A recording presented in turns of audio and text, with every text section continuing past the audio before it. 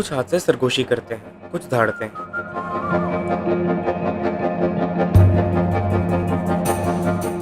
लेकिन जो 27 दिसंबर 1975 की रात हिंदुस्तान के कोयले से भरे दिल बिहार के इलाके धंबार में हुआ, वो ना सरगोशी थी, ना धार, वो एक खामोशी।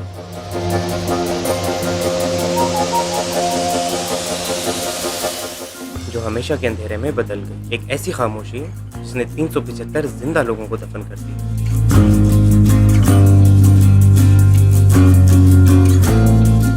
ये लोग सिर्फ झील के पानी या हजारों गैलन पानी के नीचे दफन नहीं हुए। इनकी हत्या लापरवाही के पहाड़ तले दबकर हुई।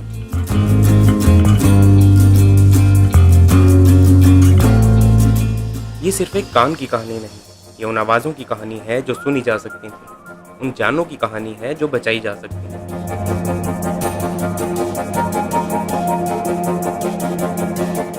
ये है भारत की सबसे हौलनाक कान की तबाही की कहानी।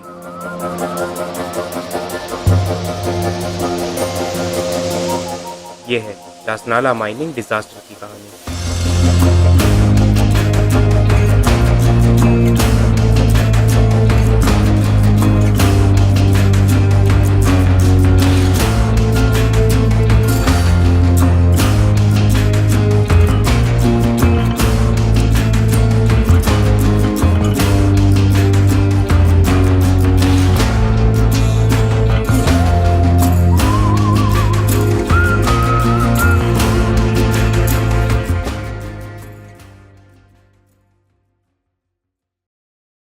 भारत के तेजी से तरक्की करते हुए इंडस्ट्रियल दौर में जमीन के नीचे खामोश कयामत तैयार हो रही थी। सैकड़ों मजदूर, एक शिफ्ट, एक धमाका और फिर खामोशी।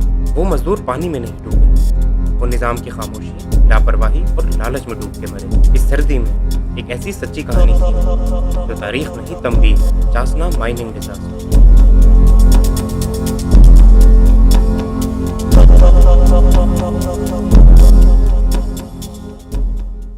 1970 के दौर में भारत इंडस्ट्रियल इनकलाब से गुजर रहा था। कोयले की मांग आसमान को छू रही थी और बिहार के शहर धंबार में जमीन के नीचे कोयले के खजाने छुपे हुए थे।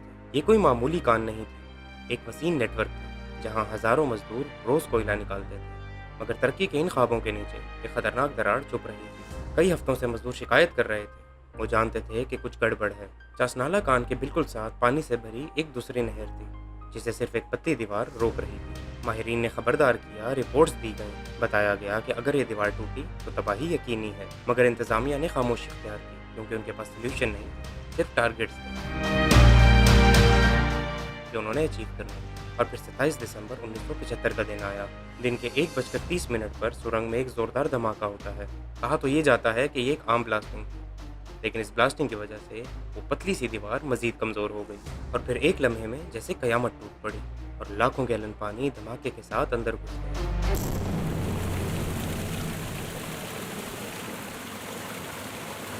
कान के अंदर काम करने वाले मजदूरों के पास न वक्त था न रास्ता और फिर 375 मजदूर जिंदा दफन हो गए। जमीन के ऊपर भगदड़ मच गई। अवाम, सियासतदान, मीडिया सब पहुंच गए, लेकिन कोई कुछ ना कर सका। कान पूरी तरह पानी से भर चुकी थी। पानी निकालने की बहुत कोशिशें हुई, लेकिन कई महीनों बाद भी सिर्फ चंद लाशें मिल सकी।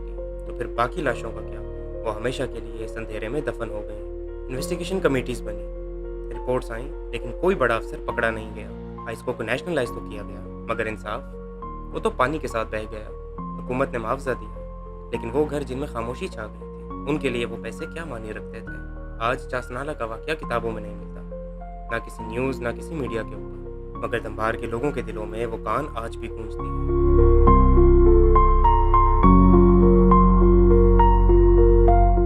ये कोई कुदरती हादसा ना था, ये गफलत, लालच और खामोशी की सजा थी। वो मजदूर पानी में नहीं मरे, वो मारे गए क्योंकि किसी ने फैसला किया कि जान से ज्यादा प्रोडक्शन जरूरी है।